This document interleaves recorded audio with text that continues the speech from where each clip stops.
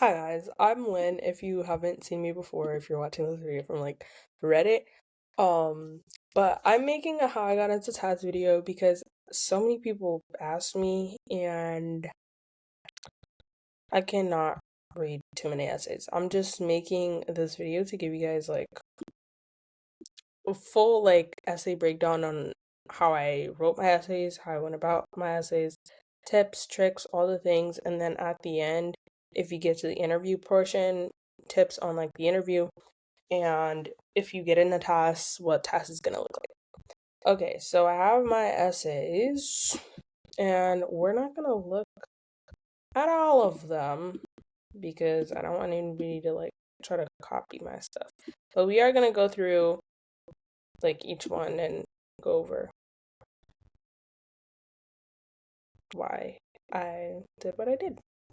Okay, so first, let's talk about the essay that's specifically about um analyzing a piece of literature. First and foremost, I saw a lot of people send me their essays, and their essays were like 600 words. They give you 800 words for a reason. There's no reason that your essay should be 600 words. They also give you 8 points to talk about. So if you don't have anything else to talk about, they have 8 points for a reason, and I'm sure you didn't answer all 8 points if you only wrote 500 to 600 words. So there's that. You should be at or around the word limit because they know why they gave you that many words. So my basic like formula for this essay was to outline each point into a paragraph and basically try to explain like my perspective on it and like what I think they're doing, what I think the author is doing. And then all of those little points, all of those little pieces are going to be a part of like my final reflection. So I'm going to read you one of the like analysis pieces that I did and also part of my reflection so you guys can kind of understand. So I start off with what she's discussing and then um a little bit of plot summary for that first paragraph. Second paragraph, um I kind of make a point to use a specific point of analysis. Now, if you've taken AP Lang, you know what I'm talking about. Like you either like, the author juxtaposes or the author does this or this type of literary device.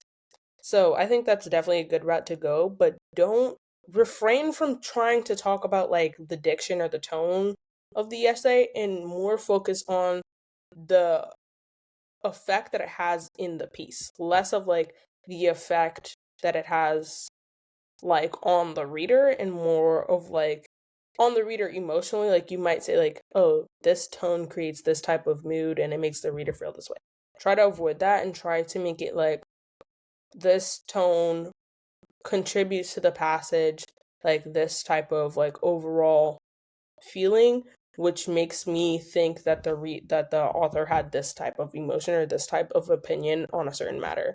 So for my essay, I kind of talked about like this is what I said. She rebuttals, though, who would want to awaken the scar tissue of slavery? The keloids of the slave body were buried and gone, weren't they? She juxtaposes the slave body, which is a history of slavery, and the black body, which is the descendant of the slave body and the current reality of black people. She says that the black slave body was far gone and the black body in its current state was thriving. Because of this, bringing up trauma from the past could harm our future. She circles back to her original point. The museum's purpose was not to disturb the wounds of slavery, but to remember them. It served to honor those who were lost to the slave trade, fought for their independence, and who lost everything to racism. So that's how I kind of did the analysis piece. Now, for the part where it's like, oh, I disagree with like this point, or I have this point of contention with the reader, I do not think that you should outwardly disagree with what the writer is saying because like I had Toni Morrison and I doubt you can go toe to toe with Toni Morrison when it comes to articulating why you think that she is wrong. So instead, I think it's probably best if you do it in a way that's like I'm expanding on a point that I think didn't get enough love. So that's what I did. In my part, when she's talking about um her essay, so in her essay, for a little bit of context, she was discussing her opinion on the American Black Holocaust Museum, and she kind of says that it's like a place to grieve. But I was like, okay, it can be a place to grieve, but it can also be this, this, and this. That's where we disagree. So again, I think it's kind of better and it's easier to not shy away from the disagreement, but more be of like, oh, well, I don't necessarily think that it's just this. I think that it's also this. It could also be this, or it could also be this, or like try to expand on a point that they already have and try to make it more specific. Okay, for the piece where it's talking about reflection and like what resonated with you, what like made you like happy and stuff like that. Basically, every piece of my essay had like not reflection in it, but every little piece of my essay built up an argument that I cared about this thing. And then at the end, I could kind of reflect back and be like, this is why her essay resonated with me because it had all of these different points that I also relate to.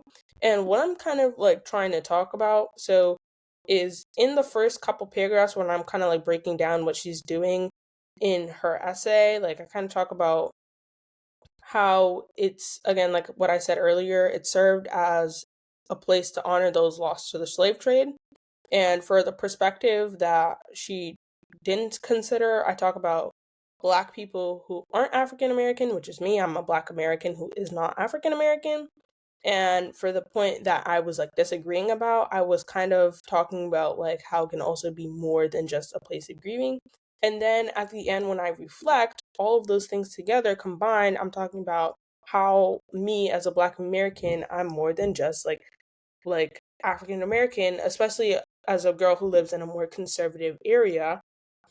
I think that there is definitely daily things that I do that are not just different, that might be different, but also in line with the way that I honor my culture and honor my American experience in my like life as a Black woman here in America.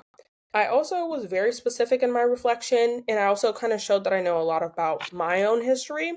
So part of that was like being very specific about my background. So I'm Haitian American, and I talked a lot about um the femme voyant and the Baikaima, and that's part of my history and stuff like that. So you might want to add that in there. I think that's good. And then for the next essay that's about disagreement and stuff like that, I think it's best if you have like one moment or like an experience or like an overarching like thing and then taken two different ways. I think that that makes the transition a little bit smoother. Also it like I don't know how everybody else wrote this, but I also think that it's better to kind of like shy away from saying like this was the first thing that happened, this was the second thing that happened. Just because it's just not as smooth. It's not like you can have a stronger command of language than that. And then at the end, there should be a reflection portion. I think after each section though, there should kind of be a like a mini reflection. Like there should be a mini reflection of like, oh, like even though this was like this, I still learned this or I still like came to understand this. And then at the end, you're going to do like a larger reflection, kind of tying back both issues and explaining like how maybe how one was different from the other or how like you didn't let one issue deter you from solving the next issue. Okay, next essay. Why Tass? I think the easiest way to do it, this is the way I did it, and I don't think that this essay carried my application by any means necessary. I think it was pretty flat. But I basically had one extracurricular per pillar and I wrote a paragraph on it. And here's the structure I used. Basically, kind of set up the extracurricular, explained a little bit on like what I was doing. And then after that, went ahead and picked out a specific detail from that extracurricular that was related to one of the task pillars. And then after that, I explained how it changed my thinking and then how I'm going to bring this to the task community by doing like X, Y, or Z.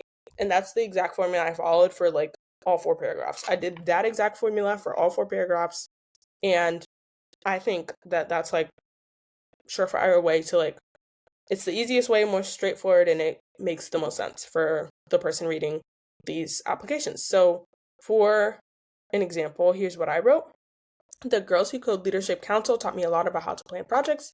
Before then, project planning was a novel idea for me. The 7 months spent with this group opened my eyes on how to put heads together. During meetings, we devised a point system to vote on additions. The point system taught me the importance of nuance in a democratic community, as each point was given a chance, no matter how unconventional. By the end, my perspective on how to approach leadership and collaboration had shifted from studying opinions based on black and white to evaluating them on a fluid scale. I'd bring this thinking to the Tass community by embracing the nuance that comes with Black-related issues like colorism and texturism, which are issues through personal experience I know require perspective and empathy. So, as you can see, I did that exact structure that I just told you. Set up the extracurricular, specific detail, what I learned, how I'm going to bring that to Tass. Then I promise you that's like first surefire way of like making sure that you hit every point, being as specific as possible, making sure that you're including your personal voice. It doesn't even have to be extracurricular. It can literally just be an experience. It could be like something in your life that has shown you something very specific that is related to one of the pillars that you could bring to Tass. That's what you should do. Not like just say, oh, I like this, or like I'm really into this. Like, and then at the end, I did like a mini reflection where I was just like, oh, Tass offers a space for me to grapple with the inequities that I face on a daily basis. It's more than just an academic pursuit, but a personal one that's rooted in my desire to understand myself and others. So that was my little mini reflection paragraph at the end. Okay, for the last one, that's talking about like what can you do to like help your school community and stuff like that. This one I really don't know. I think it's best to probably start broad, set up the problem on the world as a whole, or set up the situation, and then after that kind of like go more specific as to why like fixing this one thing at your school is going to help like not only people at your school but people in your broader community.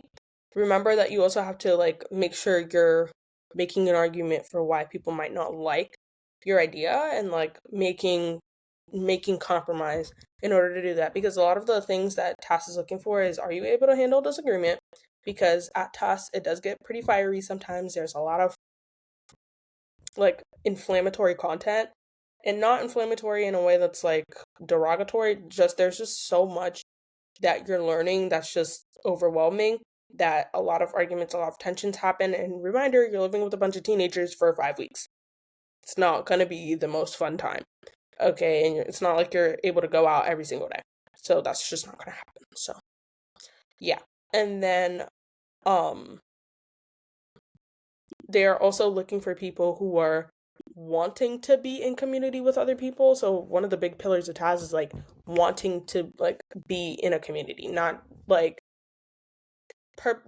not just a community, but that democratic community aspect. So are you able to compromise? Are you able to make amends? Are you able to do like things with people like naturally, and being able to go out of your way to solve issues? That's what they want to see, because that's what you're going to have to do at the program. So some things that do and don't matter for tests. Do your test scores matter? No. Do your grades matter? Not really. At the time of submitting, I had a 3.9 GPA unweighted, and I had a I think I had a 1380 on the SAT at that time. That's what I submitted. Either 1380 or a 1300 max. Other things for tasks, extracurriculars don't really matter because it's not extracurricular based. It's completely wholeheartedly essay based. So those essays need to be very strong.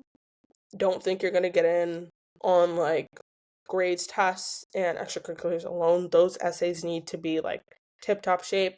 Also, I heard a lot of people like talking about how they took a lot of Black people last year. Reminder, this is a critical Black studies program. At both AOS and CBS, you are going to be learning about Black people, Black space, Black environments. You're going to be in tandem with a lot of other Black people. So don't think that like that's the reason that you're not going to get in because you're not Black. It's just like you're learning a lot about another culture. So if you're non-Black, like you need to be okay with not only getting called out, but also like being in community with Black people. So just also keep that in mind. And what I was going on that long tangent to say is that Tass, our director, literally told us that Tass literally used like race blind admissions last year. So they did not know the race of the applicant or anything like that. Of course, it could have probably been implied through the essays, but they did not know the race on the application. So there you go. Okay, so let's talk about the interview. You made it past the first round of tasks, and now you're in the interview portion. What do you need? So first thing first, I want to say that I'm not the best at giving advice for the interview, personally because I run a podcast. So I interview people all the time, and it's not uncommon to me. But if you do kind of struggle with interviews, the interview is like definitely an important piece, and I think it's definitely what pushed my application over the edge. First, your interview needs to be not like perfect, but you definitely need to take time and pause for the questions. Do not be afraid to like genuinely take the time to pause and give an answer instead of like trying to rush and like form your answer as you go. Because the questions are meant to be like thought provoking, meant to be like insightful, and meant to be like almost hard to answer. Second, you should have a lot of questions for the people who are um interviewing you because they're going to be Tass alumni. So you need to have lots of questions on like on literally everything from how life looks to like what you do on a daily basis, like how are you going to call your parents, how is it structured, all of that. All of that. Like you should have lots of questions because again, like these people, they're looking to see like, are you a good fit for Tass? And if you don't have any questions about a place you're about to spend 5 weeks at, you're probably not gonna be a good fit there because why aren't you asking any questions? You're about to go somewhere for 5 weeks. You don't have any questions? I swear. Other than that, you should prepare for like kind of more regular questions. I guess like more like tell me about yourselves and stuff like that, but not because you're going to get asked them, because you want these to kind of be weaved into the answers that you're going to provide. From my interview, I don't necessarily remember all of it, but I don't remember them asking me about like tell me about yourself question. They asked me more like questions about like how do you define racism or how do you define race? What would you do in this economic circumstance or how would you fix like the economy and stuff like that. And through those answers, I provided insight on my life by like weaving in my tell me about yourself, being like, oh, well, because I am a Black girl from this type of area and I understand like this type of perspective, I will want to incorporate more of this because we forget about these people too often. That's what I'm saying when I'm saying like kind of think about those answers and how you're going to incorporate them because they're trying to get to know you and you want to know more and you want them to think that like your perspective, your lived experience is valuable enough for them to take you to task and like feed you for 5 weeks and clothe you and not clothe you, but like provide you shelter.